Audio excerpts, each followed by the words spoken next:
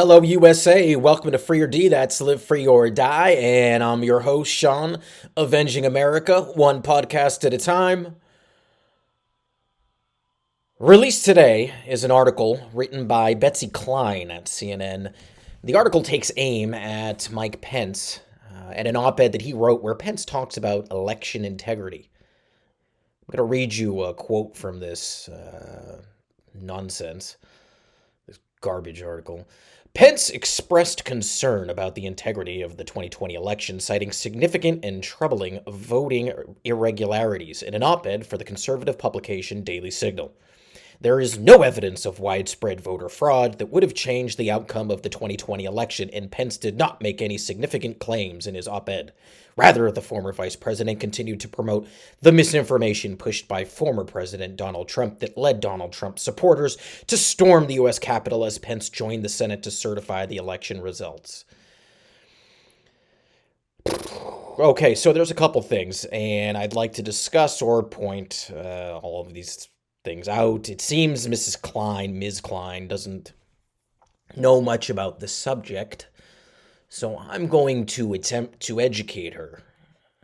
Perhaps maybe the best way would be for me to actually word these as questions. How about that? Questions I would ask, or I do ask, liberals that claim, really just parakeet, the phrase, "There is no evidence of widespread voter fraud that would have changed the outcome of the 2020 election." I've heard that enough, I could vomit. So let's start with this. One, why do you think the evidence or the voter fraud needs to be widespread? It doesn't. Elections are usually decided in battleground states, swing states. Whatever you want to call them, it doesn't matter. It's always comes down to these couple states. And even in those states, it usually comes down to a couple counties that need only be swung to change the course of an entire presidential election. Those are just the facts. If there was going to be enough voter fraud to turn an election, it doesn't need to take place in every city and in every town. It really only needs to take place in a handful of cities, like, hypothetically, Detroit, Philadelphia, and Atlanta.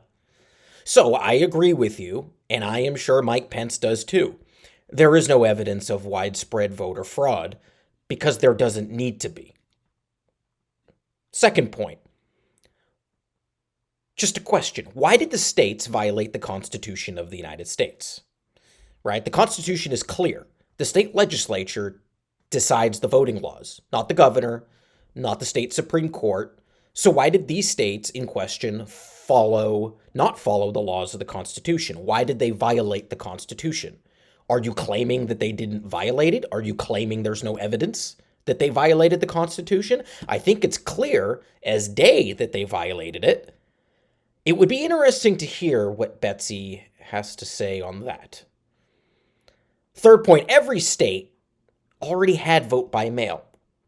So why did they need to change the rules of vote by mail for this election? This one in particular. Vote by mail isn't new. We've always had it. It's called absentee ballot. If these states were so concerned about not getting people out in public because of COVID, they really only needed to change how someone qualifies for absentee balloting. Do you think it was because absentee balloting still calls for you to prove your identity, prove your eligibility? Do you think that has anything to do with it? 4, can you explain why in Georgia they ran ballots in the dark of night? Why was it necessary?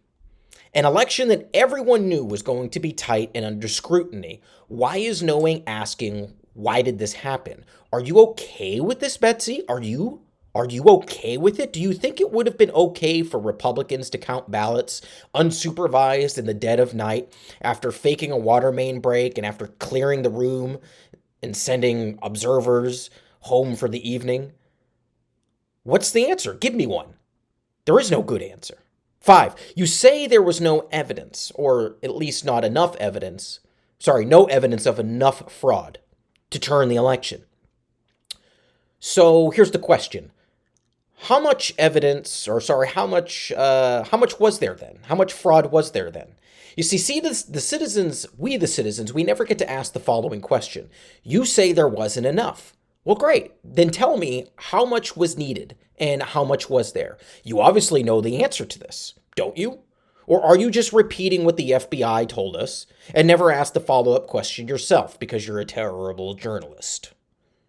Why do you and members of the media keep using the phrase the big lie, a dog whistle, and a subliminal way to call your political opponents Nazis? Why can't we just get answers or data? 7. Why do you always call QAnon nut jobs that stormed the Capitol Trump supporters? Right? You never call Antifa rioters Biden supporters, do you? No, of course not, you don't, because you're a joke. You see, Betsy Klein is a bit of a joke. She's either ignorant to what she's writing about or just a liar. You pick. Just to be clear, to prove the election was fair and square, to prove they won an election without the state of Florida, to prove they won the election with the overwhelming majority, to prove that they indeed do have a mandate, as they claim, they have fortified the Capitol and the White House, and they're hiding behind fences, walls, barbed wire, and guns. Listen, if things have gotten so bad in this country, that our elected officials are fearful for their own safety, they're fearful that the very people they hope to govern might hurt them, perhaps they are doing it wrong.